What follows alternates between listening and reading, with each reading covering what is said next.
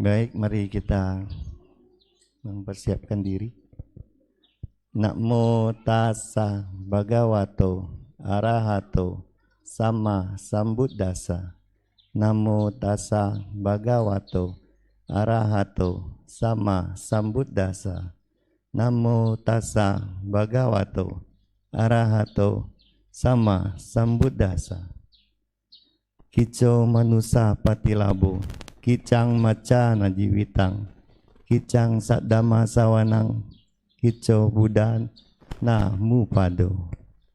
Terpujilah Sang Bhagawa yang Maha Suci, yang telah mencapai penerangan sempurna.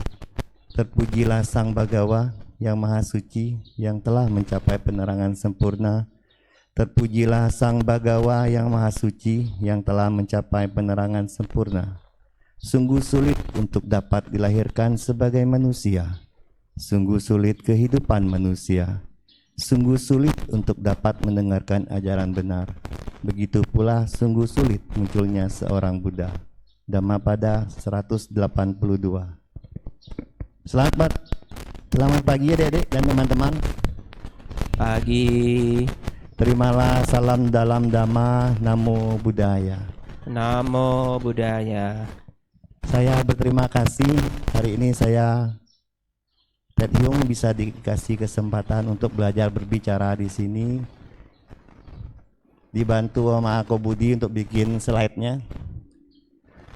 Semoga kita semua bisa belajar di sini adik-adik dan teman-teman sekalian untuk belajar bicara. Ternyata nggak gampang loh, Dek. Semalaman saya nggak tidur. Ini untuk ngisi bikin ini aja seminggu lebih, nggak tidur. Ya ketak-ketik seminggu lebih. Untuk menghadapi hari ini saya nggak tidur, cuma 2 jam saya tidur hari ini. Jadi harusnya adik-adik mencoba kesempatan ini, karena ini akan penting buat masa depan kita.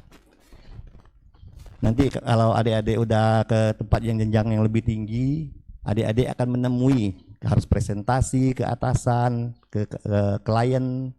Jadi adik-adik punya rasa percaya diri karena udah pernah mencoba. Padahal audiennya nggak banyak nih Bang, Pak ya. Audiennya anak-anak ini. Tapi saya nggak bisa tidur semalaman, ampun lah. Oke, apa yang akan saya sampaikan ini yaitu sungguh sulit munculnya seorang Buddha. Biasanya ini kita bahas di Waisak ya, topik ini.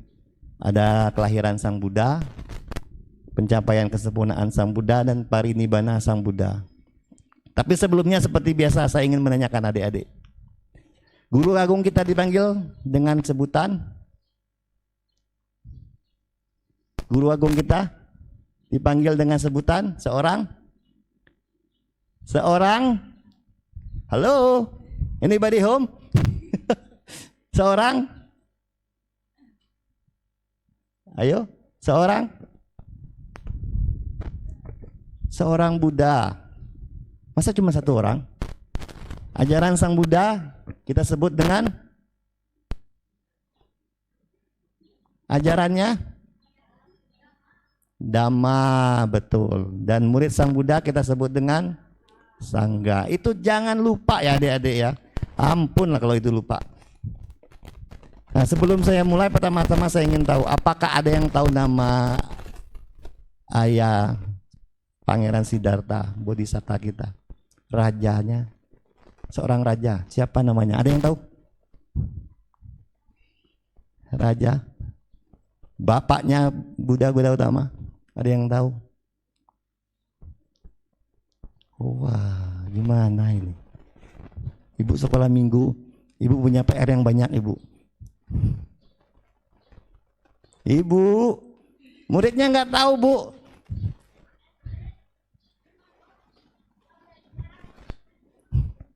Ada yang tahu? Ayahnya Pangeran Siddhartha siapa Bodhisatta kita?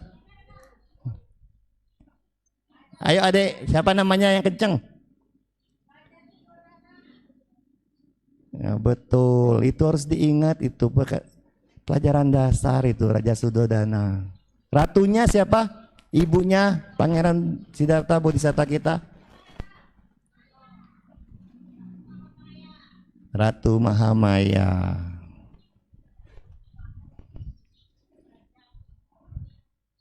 Ini banyak PR-nya, Bu. Kalau itu aja nggak tahu, Bu. Jadi saya nggak salah hari ini saya akan bahas ini ya. Oke. Orang tua Pangeran Siddhartha Bodhisatta calon Buddha kita adalah Raja Sudodana dan ayahnya, ibunya adalah Ratu Mahamaya. Mereka memimpin klan Sakya di Kapilawastu. Itu harus adik-adik ingat karena itu pelajaran agama Buddha yang sangat-sangat mendasar. Meskipun Raja Sudodana dan Ratu Maya sudah lama menikah, namun mereka belum punya anak. Ceritanya ini, adik.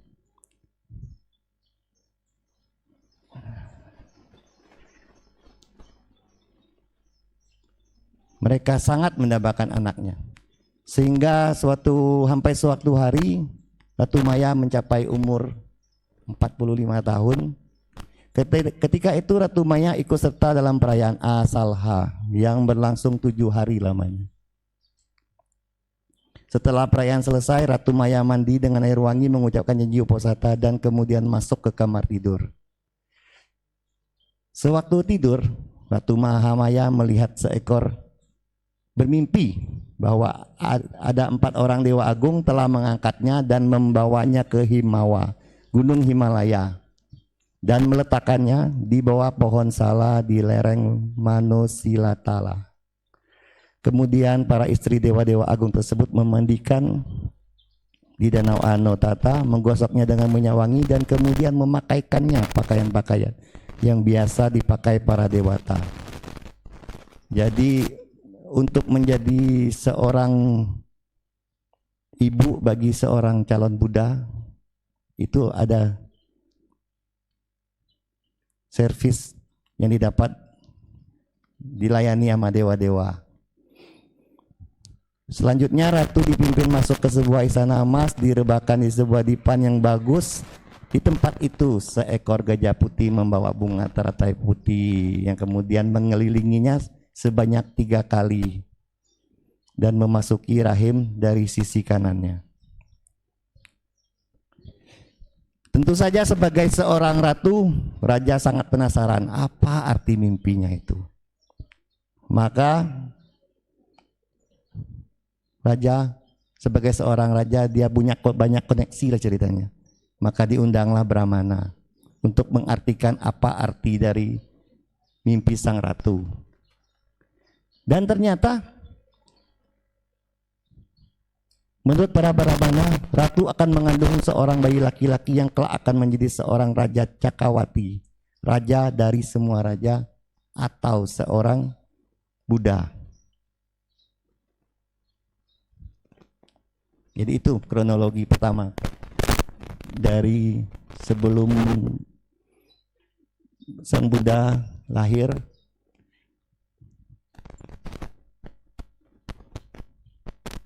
Maka dia akan memilih kemana dia akan lahir. Enggak sembarangan tempat Bodhisatta bisa lahir. Akhirnya Ratu Maya hamil. Nah, seperti biasanya di zaman-zaman sekarang pun masih setiap perempuan yang mau melahirkan dia akan pergi ke tempat orang tuanya.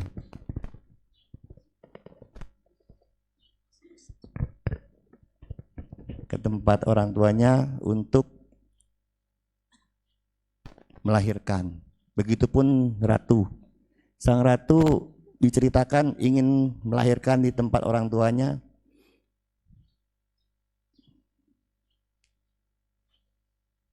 Nah, dalam perjalanan sang ratu berhenti di Taman Lumbini. Sekarang Ruminde di Peshawar, Nepal, yang indah sekali. Di kebun itu ratu memerintahkan rombongan berhenti untuk beristirahat. Dengan gembira ratu berjalan-jalan di taman, berhenti di bawah pohon sala. Tiba-tiba ratu merasa sakit perut dan perasaan ingin melahirkan. Sehingga para dayang dengan cepat-cepat membuat tirai di sekeliling ratu, dan ratu berpegangan pada dahan pohon salah dengan sikap berdiri. Itulah ratu melahirkan seorang bayi laki-laki. Ketika itu tepat purnama Sidhi di bulan Waisak tahun 623 sebelum Masehi. Sang Bodhisatta lahir langsung diterima oleh 4 Mahabrahma. Jadi ada dewa selain Brahma itu di atas dewa, di alam yang lebih tinggi. Sang bayi diterima dengan jala emas dan kemudian dari langit turun air dingin dan panas untuk memandikan sang bayi sehingga menjadi segar. Sang bayi sendiri sudah bersih karena tiada darah atau noda-noda lain yang melekat pada tubuhnya. Diceritakan bayi Siddhartha sekali dilahirkan langsung melangkah sebanyak 7 langkah dan mengucapkan kata-kata Ago hang asmi lokasa, jeto ham asmi lokasa, seto ham asmi lokasa, ayam anti majati, nati dani punabawo, yang artinya, boleh kita baca bersama-sama adik-adik?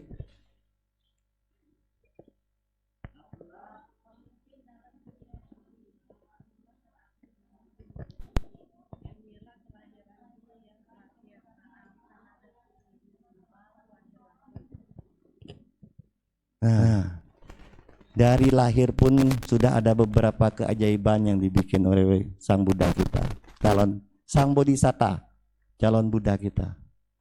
Udah melangkah sebanyak 7 kali dan sudah langsung bisa bicara. Dan itu merupakan keajaiban yang harus kita sebagai umat Buddha bangga. Enggak semua bisa seperti itu.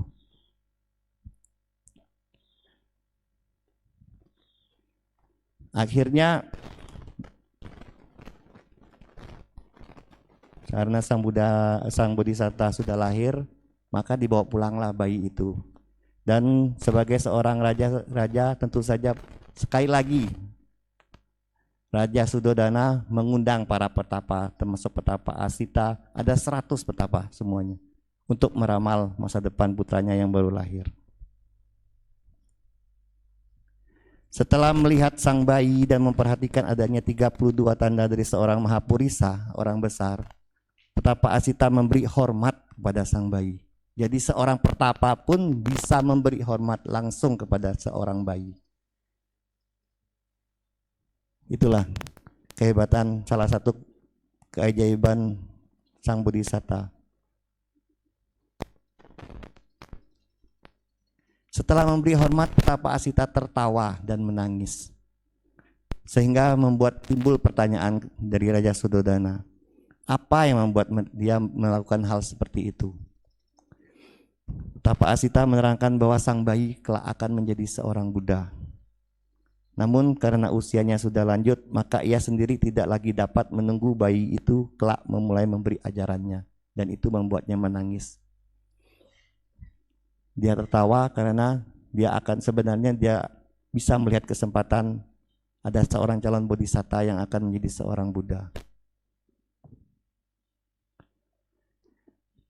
Selanjutnya petapa Asita mengatakan kalau dia mau menjadi seorang raja di Maharaja, maka dia tidak boleh melihat 4 penglihat yang tidak boleh dia lihat. Pertama, seorang pria tua. Seorang? Oke. Kedua? Ya. Ketiga? Keempat? Ada 4 ya. Kalau pangeran melihat 4 ini, maka dia akan meninggalkan istana. Jadi sebagai orang tua gimana tuh kira-kira? Kasih lihat nggak anaknya? Hah? Enggak ya. Jadi untuk itulah Pangeran Siddhartha dibikin istana 3, dikurung, semua kemewahan disediain. Jadi dia enggak bisa kemana-mana. Dia akan merasakan mewahnya hidupnya, enaknya hidup sebagai manusia. Calon Buddha kita, Sang Bodhisatta, Pangeran Siddhartha, lahir dengan hak-hak khusus. Enggak gampang loh lahir sebagai seorang pangeran. Percaya enggak? Apa kalian sini ada seorang pangeran? Ya? Ada? Mungkin temannya pangeran. Atau tetanggaan dengan pangeran. Teman Facebook lah kalau gitu ada enggak? Instagram. Nah, itulah sulit untuk menjadi seorang pangeran. Sangat sulit.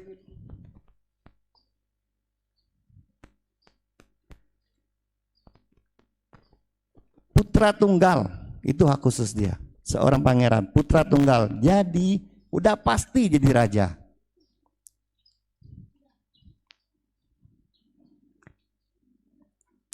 Apalagi hak khusus beliau?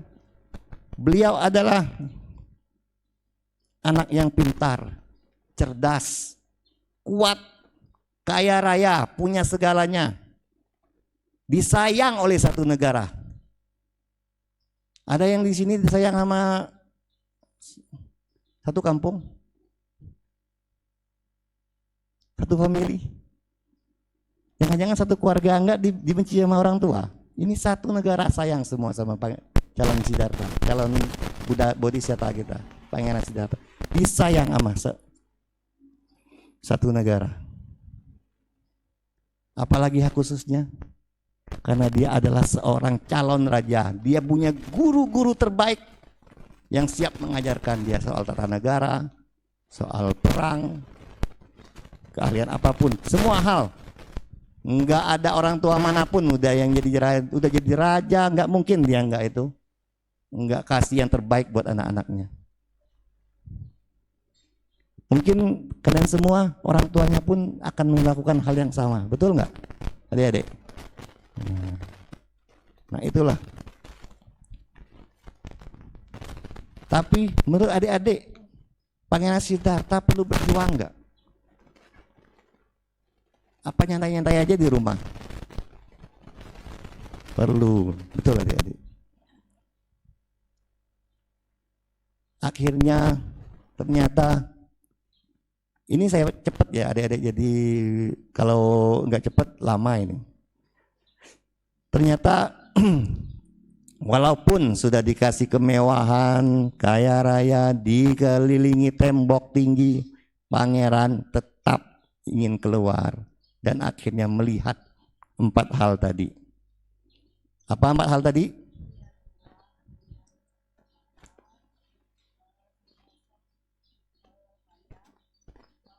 Nah, akhirnya dia melihat 4 itu dan melakukan pelepasan agung. Akhirnya Pangeran Siddhartha meninggalkan semuanya. Karena setelah melihat itu dia mendapat pencerahan. Karena ternyata hal-hal yang dia alami selama ini tidak abadi. Ternyata masih bisa ketemu lagi nanti tua, sakit, mati. Makanya dia meninggalkan semua kemewahan itu pada usia muda, usia kejayaan. Usia kejayaan seorang manusia 29 tahun.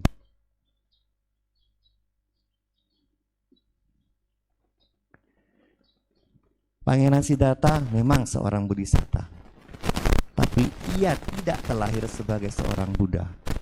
Makanya dia harus berjuang untuk mencapai kebudaannya. Jadi dia berjuang di umur 29 tahun, dari satu guru ke guru yang lain, belajar, praktek,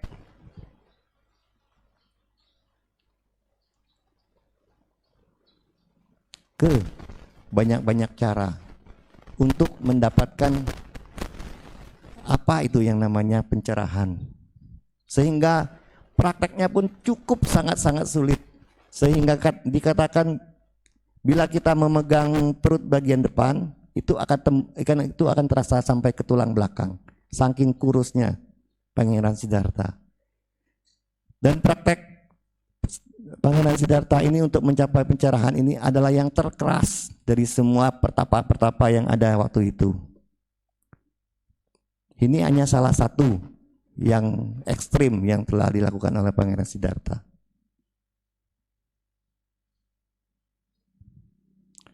Akhirnya karena terlalu keras, Pangeran Siddhartha akhirnya pingsan. Bahkan untuk berdiri pun sebelum pingsan dia tidak bisa. Beruntung waktu itu ada anak penggembala yang memberikan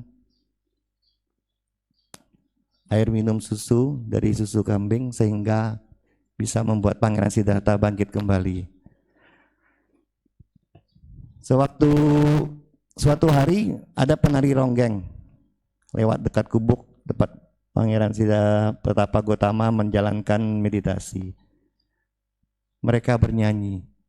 Kalau tali gitar ditarik terlalu keras, talinya akan putus dan lagunya hilang. Kalau ditarik terlalu kendur, ia tak dapat mengeluarkan suara. Suaranya tidak boleh terlalu rendah, makanya talinya tidak boleh terlalu kendur atau terlalu keras. Sehingga yang memainkannya harus pandai menimang dan mengira-ngira. Akhirnya mendengar itu, Pangeran Siddhartha sadar dan mencoba hal yang baru di luar pertapaan keras yang telah dia jalankan. Ketika Petapa Gotama atau Pangeran Siddhartha Bodhisatta kita melakukan meditasi, seorang wanita bernama Sujata memberikan bubur. Ini akhirnya dikenal sebagai makanan sebelum Pangeran Siddhartha mencapai kebudaan. Setelah diberi bubur, Pangeran Siddhartha mengucapkan kata-kata dengan disaksikan oleh bumi, kata-kata dari calon Buddha kita, meskipun kulitku, urat-uratku dan tulang-tulangku akan musnah dan darahku harus menguap, aku bertekad untuk tidak bangun dari tempat ini sebelum memperoleh penerangan agung dan mencapai nibbana. Jadi setelah dia mendapat makanan dari Sujata, dia mengucapkan itu dan mulai bermeditasi lagi. Akhirnya di umur 35 tahun, setelah 6 tahun di Bodh Gaya, sekarang negara bagian Bihar, India, di bawah pohon Bodhi, pada malam Waisak 588 sebelum Masehi, Pangeran Siddhartha Bodhisatta kita mencapai pencerahan menjadi sama Sambuddha. Berapa tahun umurnya? Berapa tahun belajarnya? Bagus. Good. Pemutaran roda pertama. Sang Buddha memaparkan ajarannya untuk pertama kali ke 5 bekas teman pertapanya, Kondanya, Badia, Wapa, Mahanama, dan Asaji di Taman Nusa Isipatana, Benares. Di sana dibabarkan Dhammacakkappavattana Sutta, yang akhirnya dirayakan sebagai Hari Asada. Hari di mana pemutaran roda pertama itu kita kenal sebagai Hari Asada, yang biasanya jatuh di bulan Juli atau akhir Juni.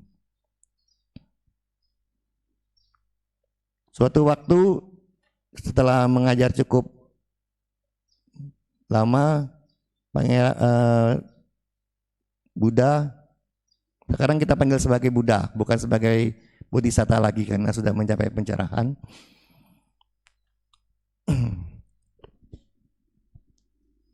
Diadakan pertemuan agung di mana sering disebut sebagai Magha Puja, salah satu hari besar agama Buddha juga, di mana waktu itu ada 1250 arahat. Adik-adik di sini pernah mendengar tingkat kesucian yang ada di agama Buddha? Pernah diajarkan? Hah? Sudah ada belum, Bu? Oh, belum. Jadi seorang Buddha itu adalah seorang arahat. Di ajaran agama Buddha kita dikenal dengan 4 kesucian: Sotapanna, Sakadagami, Anagami, dan Arahat.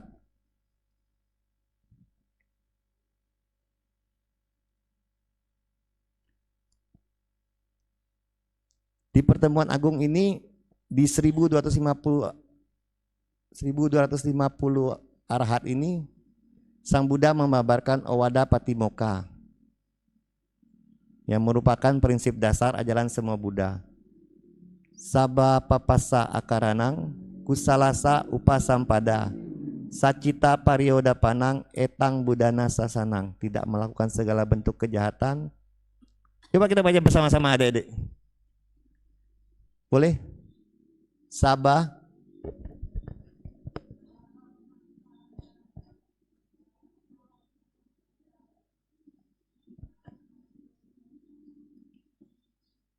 yang cowoknya nggak ada suara ini.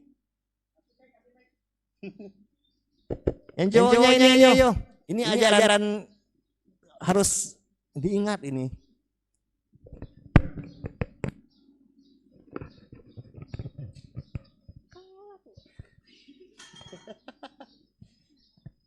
Wah.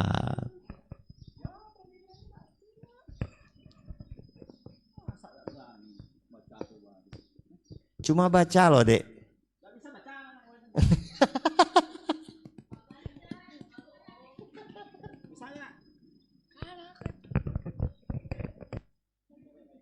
Ini yang depan nih.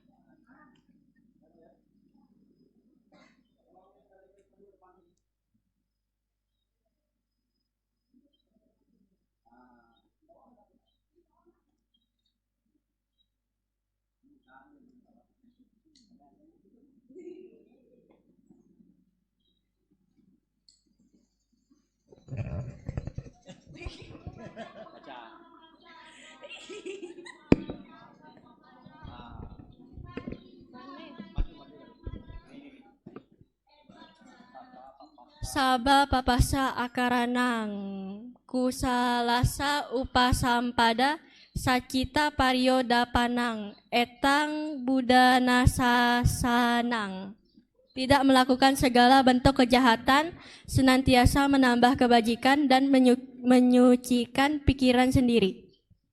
Terima kasih.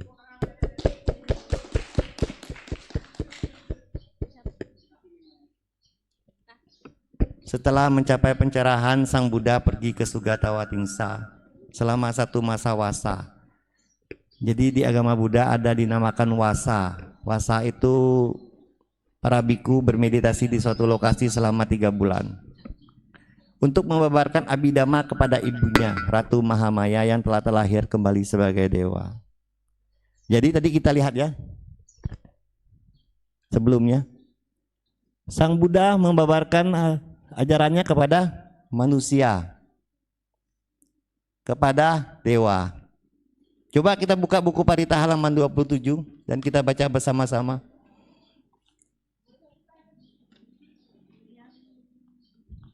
Iya. Ayo kita baca bersama-sama adik-adik. Iti piso Bhagawa Arahang Sama Sambuddho Wijacarana Sampano Sugato Lokawidu Anuttaro Purisa Dhammasarati Sata Dewa Manusanang Buddho Bhagawati. Karena itulah Sang Bhagawa. Artinya juga adik-adik, beliau adalah yang maha suci, yang telah mencapai penerangan sempurna, sempurna pengetahuan serta tindak tanduknya, sempurna menempuh jalan kehidupan, pengetahu segenap alam, pembimbing manusia yang tiada taranya, guru para dewa dan manusia yang sadar, yang patut dimuliakan. Jadi guru agung kita itu bukan hanya mengajarkan manusia, dia juga mengajarkan dewa. Keren nggak, Dek? Mantap nggak? Kita harus bangga sebagai umat Buddha. Guru agung kita, Sang Buddha, bukan hanya mengajarkan manusia, mengajarkan dewa juga.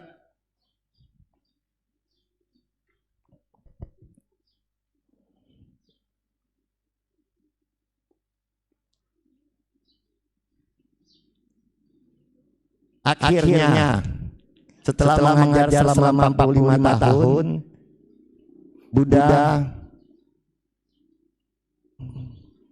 mencapai parinibbana.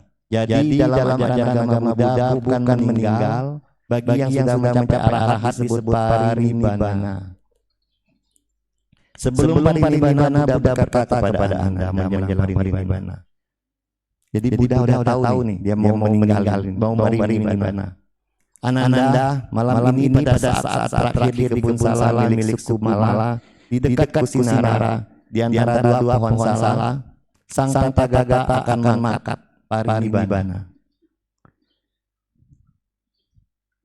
Menjelang parinibbananya sang Buddha, beliau berbicara kepada Bante Ananda. Siapa itu Bante Ananda? Bante Ananda adalah seorang Bante setelah Buddha mencapai usia yang cukup tua, 60 tahun, merupakan asisten pribadi sang Buddha selama lebih kurang 20 tahun. Atau kalau saya salah mohon diperbaiki. Beliau berbicara kepada Bante Ananda. Ananda, para dewa dari 10.000 tata surya hampir tidak ada yang ketinggalan. Datang bersama-sama, berkumpul di sini untuk menghadap sang Tathagata. Sampai pada jajar 12 yojana, di sekeliling hutan sala milik suku Mala di daerah Kusinara ini, tak ada tempat seujung rambut pun yang kosong. Semuanya terisi penuh dengan sesak. Ditempati oleh para dewa perkasa dan para dewa agung. Semuanya mengeluh dari jauh datang kemari untuk menghadap sang Tathagata. Karena jarang sekalinya ini muncul pada Tathagata arahat sama sang Buddha. Sekarang pada hari ini, pada saat terakhir dari malam ini, parinibbana sang Tathagata akan segera tiba. Ananda, pohon sala kembar ini berbunga semerbak, meskipun sekarang bukan musimnya. Jadi ketika sang Buddha mau parinibbana, pohon sala yang musimnya pun berbunga. Bunga-bunga jatuh berhamburan di atas tubuh sang Tathagata sebagai penghormatan kepada sang Tathagata. Bunga surgawi serta serbuk dana surgawi bertaburan dari angkasa ke tubuh sang Bhagawa sebagai penghormatan kepada sang Tathagata.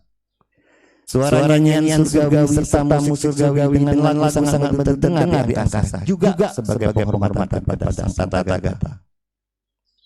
Meskipun tidak mendapat penghormatan demikian, sang Tathagata tetap dihormati, dimuliakan, dihargai, dipuja oleh semua orang dari semua tingkatan, semua dewa, semua Brahma. Tetapi Ananda, kata sang Buddha, sesungguhnya puja tertinggi kepadaku, kepada sang Buddha, bukan kepada saya ya, maaf, kepada sang Buddha, adalah menjalankan ajaran sang Buddha. Siapa saja, apakah dia seorang biku, bikuni, upasaka, upasika yang berpegang pada Dhamma, hidup sesuai dengan Dhamma, berkelakuan baik sesuai dengan Dhamma. Oleh karena itu, karena mereka itulah sang Tathagata dihormati, dimuliakan, dihargai dan dipuja. Jadi adik-adik belajar Dhamma, dipraktekkan, maka itulah cara kita menghormat sang Buddha. Ananda, oleh karena itu berpeganglah pada Dhamma, hidup sesuai dengan Dhamma, dan berkelakuan baik sesuai dengan Dhamma. Karena itu, mari kita harus praktek Dhamma. Kalau kita memang mengaku sebagai umat Buddha. Puja bunga itu nggak dihitung, malah prakteknya yang dihitung yang bisa menghormat sang Buddha. Nah, ini kalimat terakhirnya. Ananda, umur kini telah mencapai puncaknya, waktu hidupku sudah sampai. Perpisahan akan terjadi. Aku akan meninggalkan kalian. Aku akan pergi. Tekunlah dengan sungguh-sungguh dan hiduplah sesuai, selalu dengan sadar. Jalankan kebajikan dan kehidupan yang suci dengan keteguhan hati yang tak goyahkan. Jaga pikiranmu, Barang siapa yang dapat menghayati dan mengamalkan dhamma vinaya, tak mengenal lelah, akan dapat mengatasi lingkaran timba lahir dan akan dapat mengakhiri semua penderitaan. Handadani bhikawe amantayamiwo wayadama sangkara apamadena sampadeta. Ayo kita baca bersama-sama artinya apa itu adik?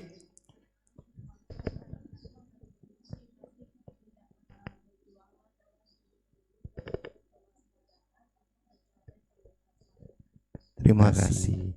Buddha Gautama mencapai parinibbana pada usia 80 tahun, tepat pada Purnama Sidi di bulan Waisak tahun 543 sebelum Masehi, di kebun sala milik suku Mala di dekat Kusinara di antara dua pohon sala.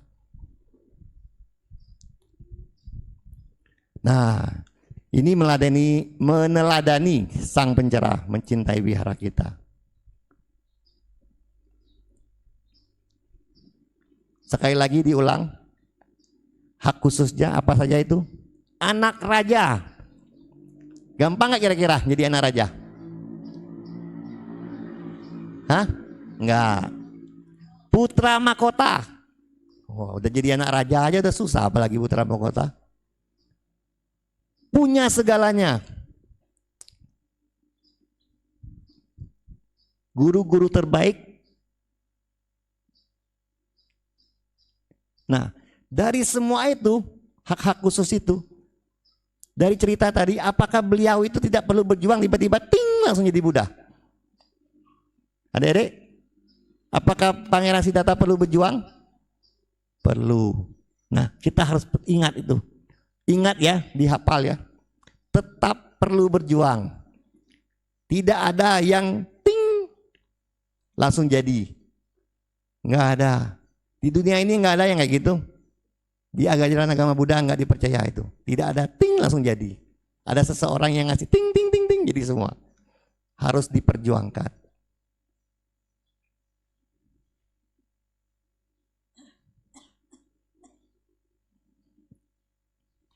Nah, terakhir adik-adik. Saya ingin Anda semua bangga. Ingin semua Anda semua bahagia. Bagaimana caranya? Ada nggak caranya setelah kita mendengar ini?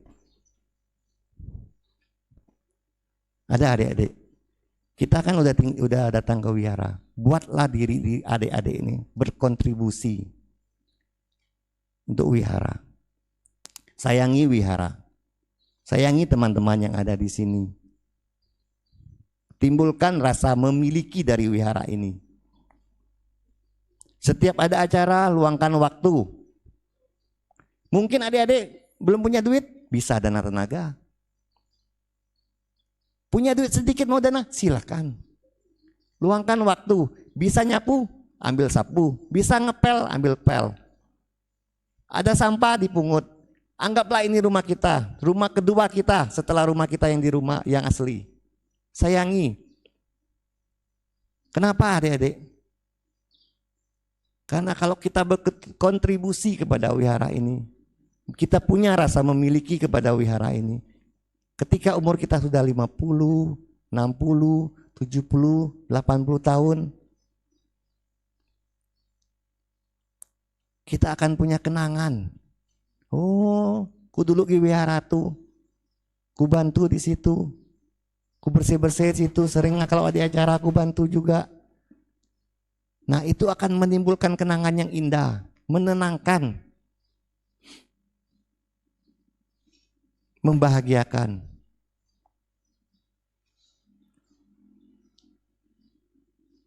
Mari kita teladani semangat itu dengan mencintai wihara kita melalui wujud nyata. Hadir di puja bakti, berjuang membuang rasa malas saat bersih-bersih wihara. Sebentar lagi akan diadakan bersih-bersih wihara ya Pak ya.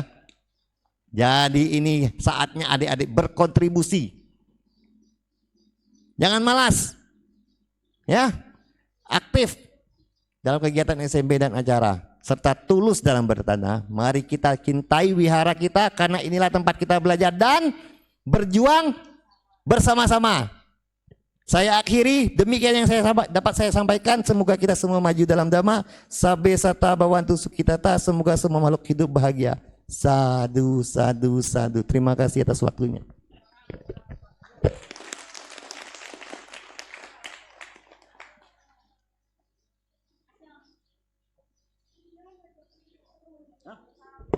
Ada tanya jawab katanya. Ada yang mau bertanya? Wih, silakan. Mana mic?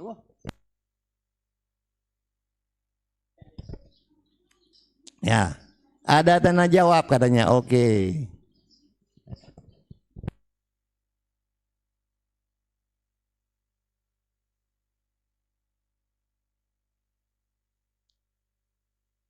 Kayaknya tadi adik-adik mungkin kurang paham dengan Ananda. Ananda itu otentik kalau di vihara kan ada patungnya apa nih Pak Tet Hyong. Tolong jelaskan kepada adik-adik. Biasanya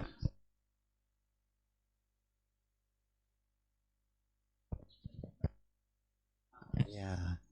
Jadi kalau kita ada Buddha Rupang yang di dalam rumah itu, ada dua bante di kiri dan di kanan dari Buddha Rupang. Coba adik-adik sekali-sekali lihat ya, ada yang agak kecil di depan yang lagi bersujud. Nah, itu kita kenal sebagai yang sebelah kanan sebagai Bante Sariputta. Itu adalah Panglima Dhamma. Tangan kanan Sang Buddha. Dia seorang yang bijaksana, levelnya di bawah Sang Buddha satu tingkat. Bante Sariputta. Dan di sebelah kirinya ada Bante Mahamoggallana.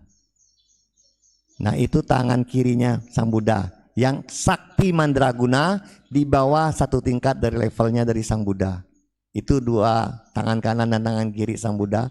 Dan tadi ada Bante Ananda. Setelah ya saya akan ulangi lagi. Setelah Sang Buddha memasuki usia yang agak tua sehingga memerlukan asisten pribadi, Bante Ananda terpilih sebagai asisten pribadi Sang Buddha selama kurang lebih dari 20 tahun. Itu Pak, terima kasih atas pertanyaannya. Ada adik-adik yang mau bertanya lagi? Yang kira-kira masih bingung?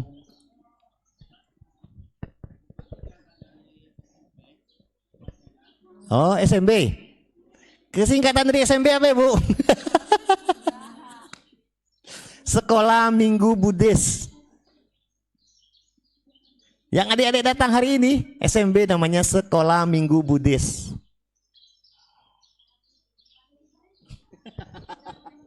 Kayaknya ibunya habis ini tensinya naik nih Bu ya. Ada lagi pertanyaannya?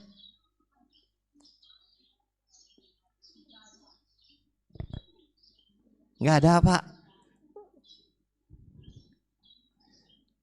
Saya aman kayaknya hari ini.